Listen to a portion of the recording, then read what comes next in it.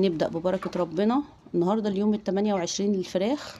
ان شاء الله هنوزن ونشوف الاوزان وصلت لحد فين، وهقول لكم على حيلة كويسة جدا تفتحوا بيها نفس الفراخ. بصراحة انا كنت متضايقة الفترة اللي فاتت دي وما كنتش بنزل فيديوهات بقالي 4 ايام، ما كنتش متابعاكم بالدورة لان انا كنت مخنوقة من اوزان الدورة. يعني اوزان الدورة ما تبسطش بصراحة خالص وما كانتش عجباني. بس من يومين كده، يومين بالظبط، يعني هما ما ابتدوش الوزن ده يزيد غير من يومين بس.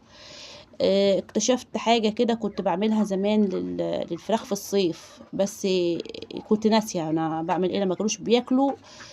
كنت بفتح نفسهم بحاجة كده هعملها لكم من غير ادوية ولا خلطات ولا اي حاجة. انا مش مقتنعة بالكلام ده نهائي، بس هقول لكم عليها. بس الحكاية دي اللي انا اقولها لكم برضو ليها مخاطر، فلازم تاخدوا بالكم واطلعوا اللي انا هقول لكم عليه، علشان بدل ما تبقى حاجة ايجابية هتقلب معاكم بسلبية واسهالات وحاجات وحشة.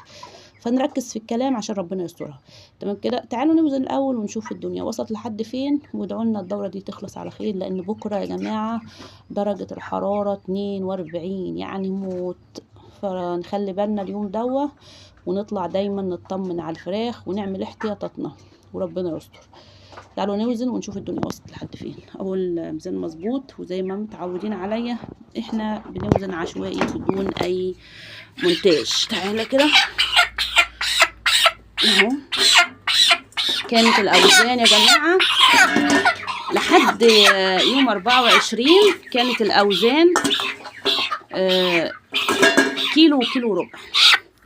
تمام كده زي ما انتم فاكرين، يوم 24 كانت الاوزان من كيلو لكيلو وربع. من يومين بس كده ابتدت الاوزان تظبط معايا اهو، كيلو ونص. تمام، يعني في يومين بالظبط ظبطت معايا. انا لسه وزنه من يومين كانوا كيلو وربع برضه، ما كانش في كيلو ونص عندي. بس من ساعه ما عملت الحيله دي والاوزان ابتدت تظبط معايا ووصلوا لكيلو ونص. ده طبعا انجاز بالنسبه لي في الصيف يعني. فالدوره هتقعد ل40 يوم او اقل من كده بحاجات بسيطه، يعني ممكن ازيد. اساسا هو المفروض الدوره مدتها 45 يوم، لكن احنا بقى بنخليها يعني لما بتظبط معانا بنبيع بقى. انا ساعات ببيع على 28 يوم، على 35 على 35 يوم زي ما بتشوفوا في الفيديوهات بتاعتي. دي اول مرة الدورة تبقى كده عندي. نوزن واحدة تانية ونشوف الاوزان وصلت لحد فين. معلش هو الميزان ده اللي عندي، يعني هو اللي متوفر على حسب امكانياتي، بس هو مظبوط يعني. هو كفف عادي، بس يعني ايه، مش زي الحساس بيجيب لكم بالظبط. تمام،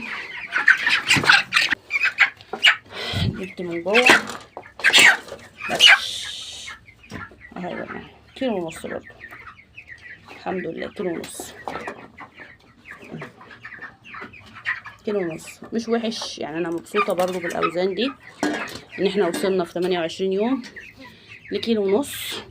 طبعا اغلبيتهم بقيوا كده، يعتبر يعني كيلو ونص وحاجات بسيطه برضه، يعني قربت على 2 الا ربع برضو. نفس الحكاية، كيلو ونص، يعني كيلو ونص وزيادة. دي الأوزان اللي عندي. هقول لكم أنا بعمل إيه. بصوا يا جماعة، العلف أنا طول ما حطاه في العلافات كده بيبقى زي ما هو في العلافات، ما بيجوش عنده. طول ما أنا حطاه في العلافات مش بيجوا عنده. بس أنا بعمل إيه بقى، هقول لكم بعمل إيه. بجيب علف ناشف، بحطه طبعا في صينية زي كده. تمام، ركزوا معايا كده. واهو هوريكم دلوقتي حالا. بصوا ده طبعا انا كنت حاطه لهم فيها اكل. هنحط علف ناشف اهو. تمام كده، علف عادي. تمام، وهنجيب شويه ميه، مش هنعمل اكتر من كده، شويه ميه. تمام كده. معلش انا ماسكه التليفون بايد وبصور بايد اهو، شايفين؟ وهنسقسق كده الميه اهو، شايفين؟ شايف اول ما شافت الميه على العلف جت، يعني هي هما بيحبوا كده جدا. طبعا انا عامله صواني، بس دي عشان هي اللي فاضيه قدامي خلصوها فعملتها. انا بعمل في كذا حته علشان ياكل. طبعا بعمل كده عشان ما يقفوش في النص ويوسخوا العلف. ماشي كده، هتشوفوا دلوقتي هيجوا عليها ازاي. تمام، انا كنت لسه حاطه دي من حوالي نص ساعه قربت تخلص خلاص. طبعا الحكايه دي ما تقعدش عند الفراخ في الصيف اكتر من ساعتين، اكتر من ساعتين ما تقعدش عند الفراخ. تمام كده. ليه بقى؟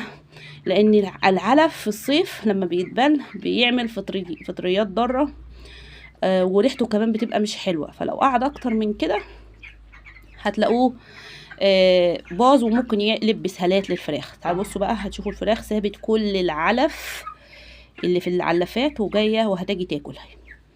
شوفوا اهو. عشان ايه؟ بقي رطب شويه، رطب شويه وساقع عليهم، يعني بقي طري كده سهل الهضم بالنسبه لهم، فهتلاقوه بياكلوا. شايفين؟ ولسه كمان هتشوفوا دلوقتي كله هيتلم على الطبق ده. هم عارفين دلوقتي. الاول بقى كنت بحط العلف في العلافات ما بيقربوش منه، زي ما بحطه زي ما بلاقيه، زي ما بحطه زي ما بلاقيه. طبعا الحكايه دي انا عملتها من يومين بس بلاقي سحب في العلف جامد. بعملها امتى بقى؟ مره الصبح ومره بالليل، مره الصبح ومره بالليل. بقيه النهار انا بشيل العلف عشان ما يجيلهمش احتباس حراري ولا كده، عشان اساسا هم كمان ما بيبقاش ليهم نفس ياكلوا. بقيه النهار بشيل كل ده، ما بخليش خالص، ما بخليش غير ميه بس. فهو ده اللي انا بعمله وزود، يعني الحمد لله بقي سحب العلف عندي كويس. تمام كده.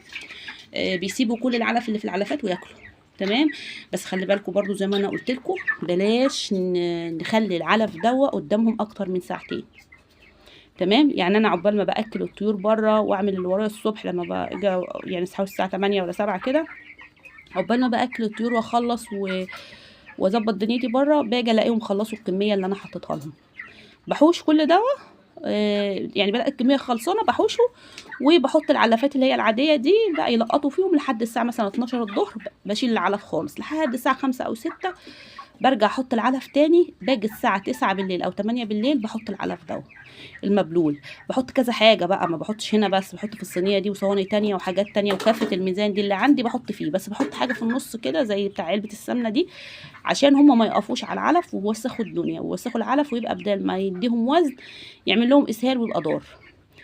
تمام كده. انا عارفه ان في ناس طبعا كتيره هتقول لي ان غلط ومش غلط، بس هو ده بصراحه اللي رفع معايا الوزن. يعني من يومين بس الفراخ زادت ربع كيلو. على فكره من حد يوم 26 الفراخ كانت زي ما هي كيلو وربع، ما كانش في جديد. يعني انا متعوده كل يومين كده اطلع اوزن لكم الفراخ، عشان الاقي مثلا هشجعكم شويه على الوزن واقول لكم ان الوزن كويس وان نستنى بعد ال30. بس حبيت النهارده ان يوم 28 ان انا اقول لكم الفكره دي، عشان لو حد عنده الطيور نفسها مسدوده يلحق نفسه. بلاش بقى نحط توم وبصل والحاجات دي لانها مضره اساسا. خلي بالكم ان هم لما بتحطوا التوم والبصل العلف بيبقى رطب، والفراخ بتحب الحاجه الرطبه شويه، فلما تحطوها لهم كده وهي رطبه بياكلوها زي ما انتم شايفين كده، سايبين العلف اللي في العلفات كلها وبياكلوا في العلف ده. تمام.